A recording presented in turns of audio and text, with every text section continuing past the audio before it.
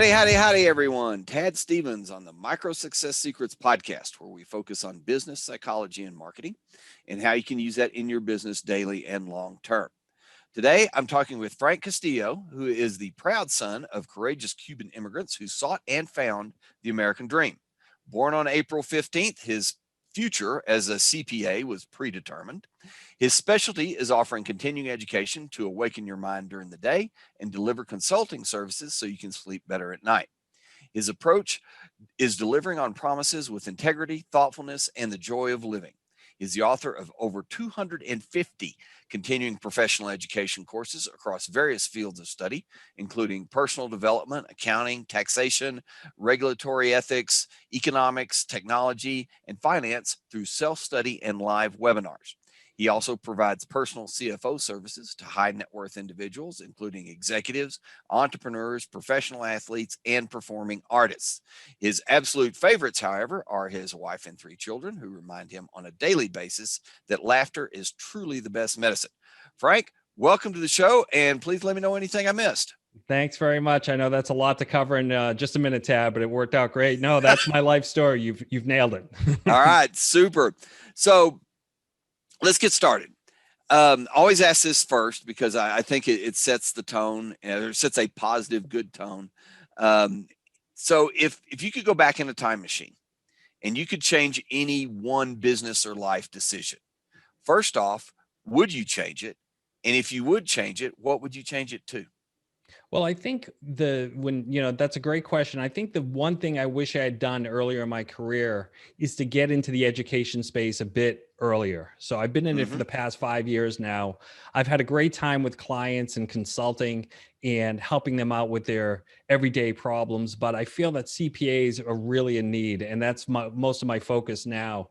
But I wish I had gotten into the education space maybe another 5-10 years ago. I'd look a little bit more vibrant on stage and on screen, not sounding like an old timer, but I think that that's probably the one thing I could do. I'm on the right path. I just caught the path a little late.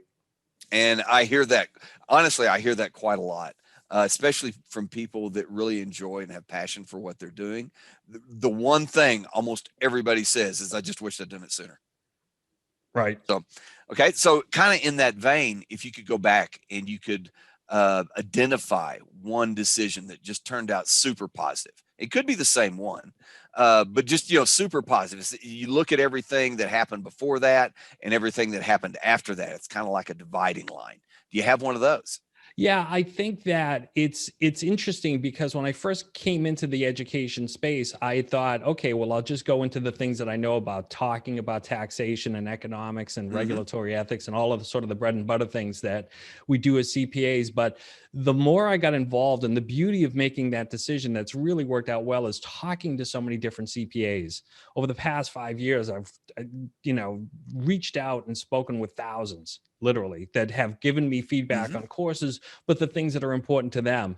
And now I see a shift, and that shift is to get over to more non-technical type content. And I'm excited about doing some of that work because there's a lot of pain out in the marketplace. And it's listening to that pain in the same way that I used to listen to clients and listen to their pain points. I'm hearing the same sort of thing for CPAs. So to me, that's been a real revelation over the last few years in getting into the space. Okay. And this may be the same answer again. But if you could go back and you could identify one decision that you think was the scariest to make that you went through, what would that be? I would think, besides getting married, I would think that is one. I think for all of us. Well, she actually asked me to marry her, and she said that was the longest 2 seconds of her life when I finally said yes on that pause. But beyond that, I would think that taking a chance to go out west, I went to with a buddy of mine to set up a practice. That was the professional athlete side of the equation of when I was working in public, and bringing my whole family out to the West Coast. We spent 10 years there. It was a great decision. We made so many friends, and it was a terrific experience, but that was scary to pick up everybody and just literally get in the minivan and drive across the country. Not exactly into something altogether new. I knew my colleague well and the space well, but it was still 3,000 miles from what we used to call home. Mm-hmm. Absolutely. So in the work that you've done, and you said you've talked to a lot of CPAs, you've talked to thousands of people. What if you could identify one struggle that you think that a lot of people that you've talked to, or most people that you've talked to, experience, that you've helped them with, or you've identified? Do you have one thing that stands out?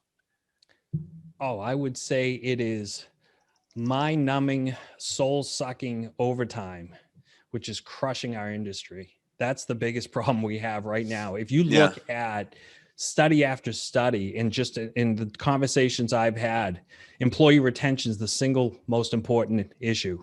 Hmm. I'd say that's true for sole practitioners. They struggle to get up and get in the office as individuals. Go do it. Yeah. And just getting individuals in the seats. And what we've done is lost people to technology. We think that technology is going to be our salvation on some of this stuff, but Hmm. really it's a push towards value and being able to create work that's meaningful for these kids that are coming to come along in the pipeline as the next generation of CPAs, and they can't find talent. And as a result of that, they're just working crazy hours, and it's getting worse. I mean, we just came off of tax season, and it's, that was a 14-month slog based on Yeah. last year, and it's Oh only yeah. going to get worse. So overtime and just no work-life balance, and it's getting worse and worse from everyone I've Okay. spoken to. Looking at that from your perspective for what you do, is there anything that you could suggest that helps people or would help people get through that? So when they come upon something like that, do you have things that you put out there, or that you can just think of, that could help? Well, some of the courses I'm putting together in working on over these next couple of months are going to address a specific issue. I would say that for the leaders of firms, for our partners, and for people working in the corporate environment, they really have to look at processes. It's going to go back to a push towards value. If you're still in that compliance mode and feel like you have salaried individuals and you just keep piling on hours there, those people are gone. They're gonna, Yeah. 18 months with a smile on their face. They come in with a smile on their face, and 18 months later, they walk out with a bigger smile on their face. And we're Yeah. losing talent. And Uh-huh. so we need to understand. I mean, we talk about a push towards value. And Tad, I'll just sort of divert here for a second. Sure. There's been a push in the accounting world for this thing called CPA Evolve. It's a new licensure model. It's going to get rolled out in the next few years. And everything that's within it is all based on technology. Oh, technology is going to save us. They should be teaching kids how to talk to clients. They should Hmm. be classes on sociology, psychology, and how to communicate value, understanding the client and customer experience, because that's where the dollars are. If you think you're going to get any salvation from the next round of software, you're mistaken. And so the stuff I'm going to be speaking about is not only just the processes and changing some of them in the firms and ways that they can readjust and recalibrate their practices, but also individual behaviors, social anxiety. How do they Hmm. pry themselves away from their desk? The study after study will also show that anything over 50 hours a week in chronic overtime is just wasted time. You'll get nothing done. And unfortunately, we're stereotyped. CPAs feel like this is who we are. We have to continue Yeah. to work this way. This is who we, and it doesn't have to be that way. So I'm hoping to change things in that Yeah. sense. And to speak a little bit to this, I don't know if how many of the listeners know. I mean, we work together on our site, cpethink.com, and we have several hundred courses on that site. But what has always been really interesting to me is our most popular course year over year has been stress management.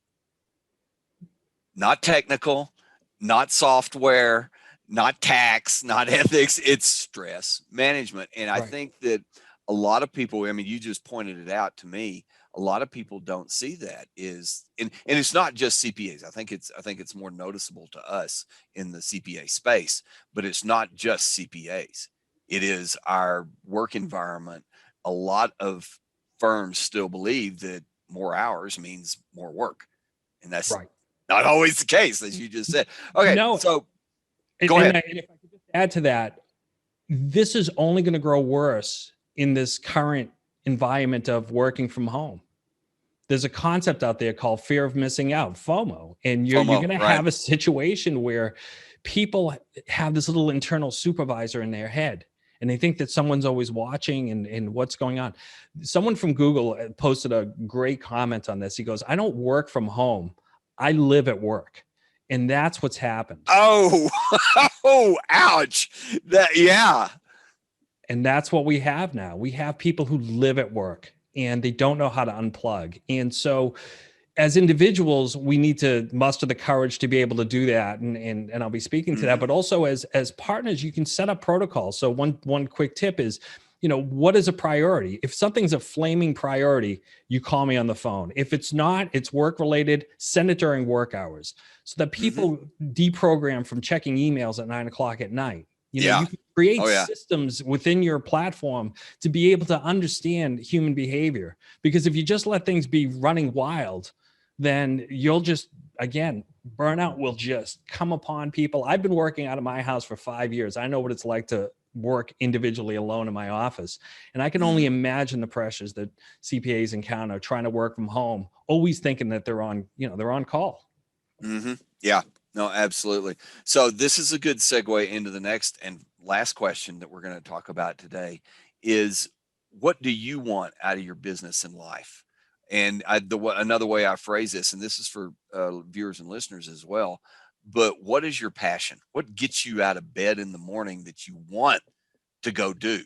Because at the end of the day, as they always say on deathbed interviews, nobody's ever said, I want to go do more work. That's never happened. I think I prepaid for that. I may have, I may have to do a hard edit. Someone's going to have to, spackle that over. But no, it plays to this point that the migration from getting into the education space, which was a passion of mine, and then migrating from the technical to these non-technical issues. Once again, I see too many CPAs suffer. So my push, what's really driving me, I'm revamping my studio. I'm redoing courses. I'm getting a website set up this summer. I'll be doing public speaking on this very issue over time so that people who enter this accounting space can spend more times with their family. They can go spend time walking their dog, take hikes, do whatever it is that they want to do. That there is a way to be able to be in this space and enjoy the profession. I can tell you what wakes me up in the middle of the night is when I see a LinkedIn post from somebody holding their accounting certificate saying, I just became a CPA. And instead of saying, I feel so sorry for this person, I want to be able to say, good for you. You're going to be the next generation that's going to enjoy the fruits of the efforts that we all collectively do to make this space much better for everyone. That's what gets me going. Super. Thank you very, very much. Really appreciate that. What was I going to say? Oh, we're going to close now. That was it. I get into this and I get hooked up into it and I forget to see what I'm going to say next, but really appreciate that. Is there anything that you'd like to leave, contact information, anything that could benefit the listeners and viewers? Sure. So again, I'll be working on some courses. I'll be also doing some public speaking. I'll be launching a website this summer. The best way to get a hold of me is through my LinkedIn, Frank Castillo, CPA. You can also reach out to me at frank.castillo.cpa@gmail.com. That's a good place to just kind of keep up to what I'm engaged in, and really going to do a hard rollout over the course of the next few months once I get my studio unboxed and ready to go. So look for some exciting things this summer and this fall. Okay. I'm going to make sure that we have that information in the show notes and in the description for anywhere where we post the audio or video. Thanks again, Frank. Really appreciate your time. Thanks everybody for listening. Appreciate your time as well. Have a safe and productive week and be the very, very best at whatever it is that you're doing. Until next time, this is Tad Stevens with Micro Success Secrets. Bye for now.